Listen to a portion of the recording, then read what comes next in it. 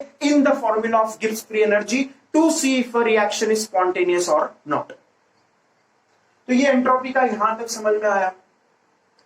Delta S of system cannot decide if a reaction is spontaneous or not. The delta S of universe can decide if a reaction is spontaneous or not. Delta S universe, positive, spontaneous, negative, non-spontaneous, zero, equilibrium. फिर उसके बाद हम लोग entropy के basis पे second law of thermodynamics का discussion करते हैं. एंट्रोपी के बेसिस पे second law of thermodynamics can be stated as the entropy of universe is increasing. Entropy of universe क्या होता है? इंक्रीज होता है. This is for a irreversible process, वो बात का बात है, but entropy of a universe is increasing. This is the another form of second law of thermodynamics. एक फॉर्म हम लोग फिजिक्स में देख चुके, which is efficiency of a system is less then 1. Heat और वर्क का कैलकुलेशन देखा था हम लोग ने. सेकेंड लॉ ऑफ थर्मोडायनेमिक्स क्या था? Work can be completely converted into heat. जैसे ही हम लोग वर्क करेंगे पूरा हीट में कन्वर्ट हो जाएगा, but heat can not be completely converted into work. ये भी एक अलग अनदर फॉर्म है of second law of thermodynamics. And chemistry में हम लोग सेकेंड लॉ ऑफ थर्मोडायनेमिक्स क्या देखते हैं? The entropy of the universe is increase. Third law of thermodynamics भी हम लोग ने पढ़ा था पहले फिजिक्स में. The entropy of a pure crystalline substance eight 0 kelvin is 0. Pure crystalline substance का एंट्रोपी 0 होता है एट 0 केल्विन. फिर ये फॉर्मूला हम लोग एक बार और लिख देते हैं. Delta S is Q reversible upon heat. ये हम लोग डेल्टा क्यू कौन सा है? ये क्यू रिवर्सिबल वाला जो हम लोग ने हीट यूज किया है टू स्प्रेड आउट, जो हीट स्प्रेडिंग आउट में यूज हो रहा है वो क्यू रिवर्सिबल है upon temperature of that system in kelvin. T is the temperature of the system in Kelvin.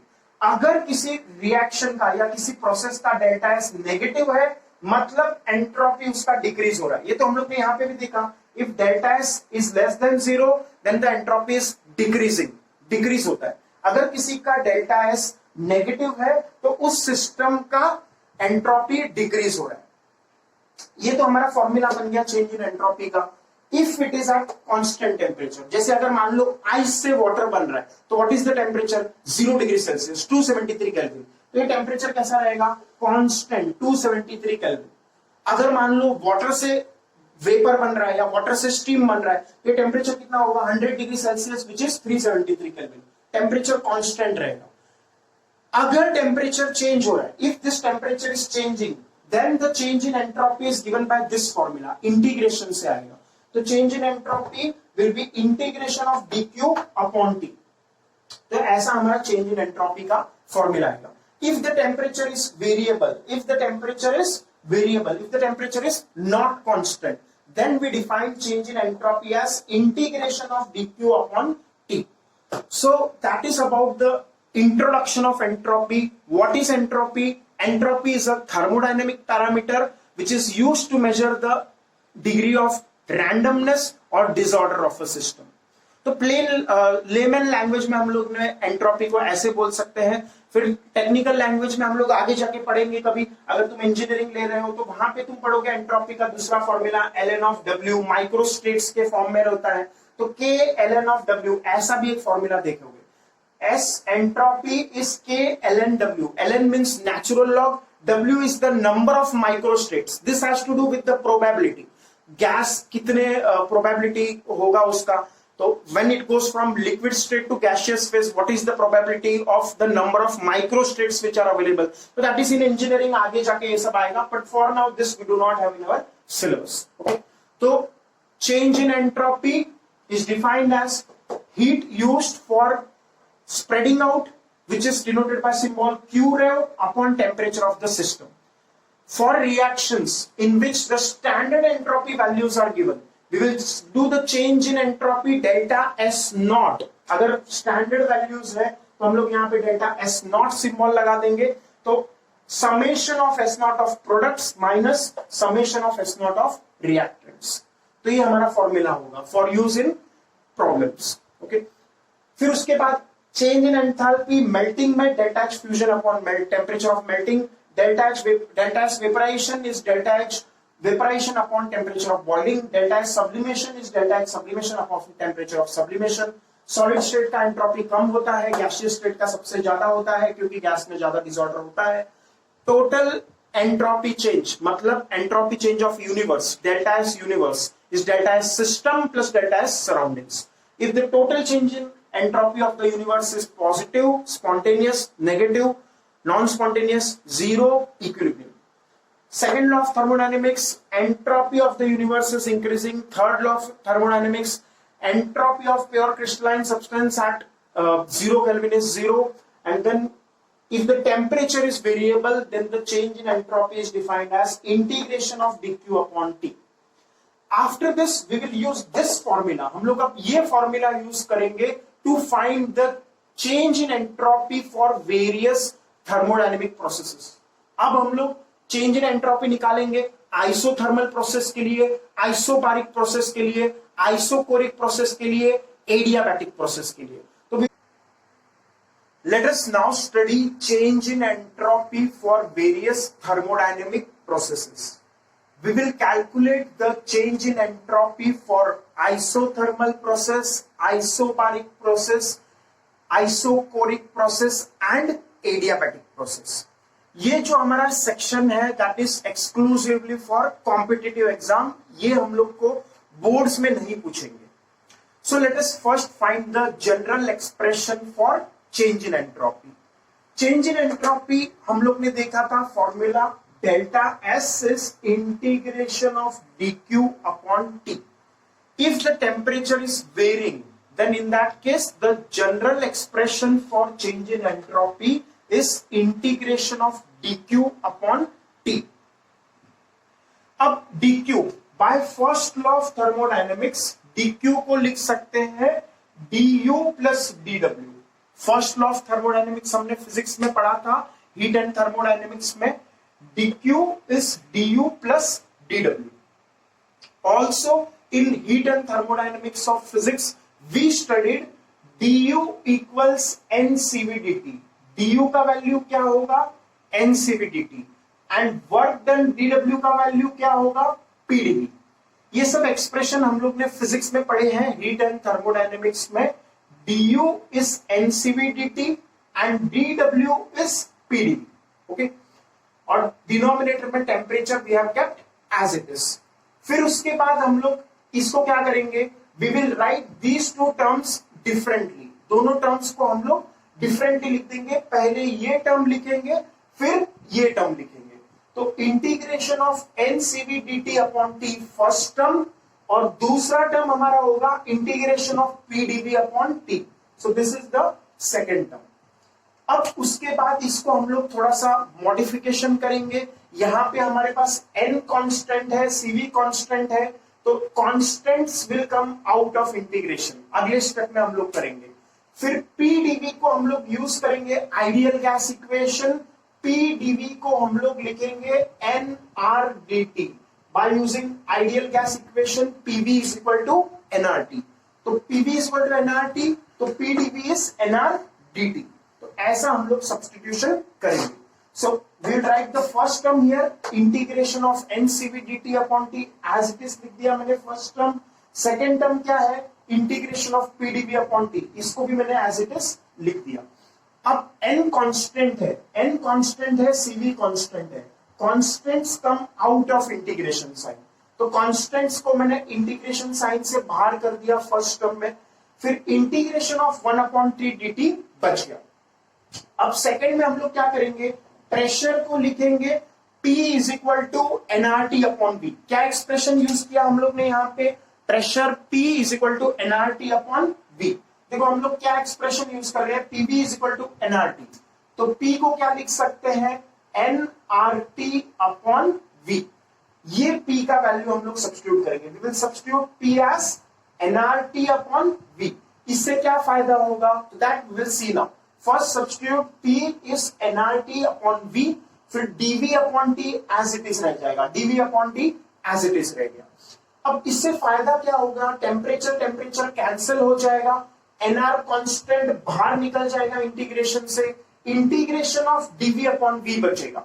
तो integration of dV upon V बचेगा which is in integrable format. तो हमारा फर्स्ट टर्म क्या हो गया, ncv कांस्टेंट बाहर, integration of 1 upon t dt as it is, और nr constant ये सेकेंड टर्म से बाहर आ गया, integration of 1 upon V d V बच गया। तो integration of 1 upon V d V बच गया। Now integration of 1 upon T dt ये हम लोग ने मैथ्स में पढ़ा है। This is LNT, log, natural log बोलते हैं इसको, log to the base e, natural log. ये मैथ्स में जिसने पढ़ा है उसको समझेगा। Integration of 1 upon T dt is natural log ln of t, तो LNT लिख दिया। What are the limits of integration? Initial temperature Ti बोला, फाइनल टेम्परेचर Tf बोला। Similarly integration of 1 upon V dV second term में से क्या आएगा? ln v। Limits of integration initial volume से final volume. If we do the subtraction, upper limit minus lower limit, तो हमारा terms क्या हो जाएगा? First term will become NCV ln of t final minus t initial. Log of t final minus t initial can be written as log of t final upon t initial. Maths का property है ln of t final minus ln of t initial can be written as ln of t final upon t initial. तो ये मेरा first term आ गया ln of t final upon t initial. Constant NCV remains as it is. फिर second term में भी ऐसा ही करेंगे हम लोग, ln v from v initial to v final becomes ln v minus ln v initial which is ln v final upon v initial. तो ये हमारा सेकेंड टर्म में ln का टर्म्स आ गया v final upon v initial. Constant remains as it is. Okay, अब इस log to the base e है, ln मतलब क्या? log to the base e, इसको अगर कन्वर्ट करना है log टू द बेस 10 में, log टू द बेस 10 में अगर कन्वर्ट करना है तो what is the factor which we have to multiply? 2.303। अगर हम लोग को नेचुरल लॉग को कॉमन लॉगरिथम में कन्वर्ट करना है, ये सब मैथ्स की चीजें हैं। अगर हम लोग को नेचुरल लॉग को कॉमन लॉगरिथम्स मतलब लॉग टू द बेस 10 में कन्वर्ट करना है तो we have to multiply by 2.303। तो इसीलिए log to the base e हम लोग ने कर दिया log to the base 10 by multiplying by 2.303। तो हमारा सिर्फ 2.303 फैक्टर आएगा दोनों टर्म में, क्योंकि यहां भी नेचुरल लॉग था और यहां भी नेचुरल लॉग था। उसको हम लोग ने यहां भी log टू द बेस 10 कर दिया, यहां भी log टू द बेस 10 कर दिया। ओके, तो 2.303 NCV log to the base 10 T final upon T initial plus 2.303 NR constant log to the base 10 V final upon V initial. So this is the general expression for change in entropy for any process. कोई भी process में हम लोग ये पहला general expression derive करने आना चाहिए।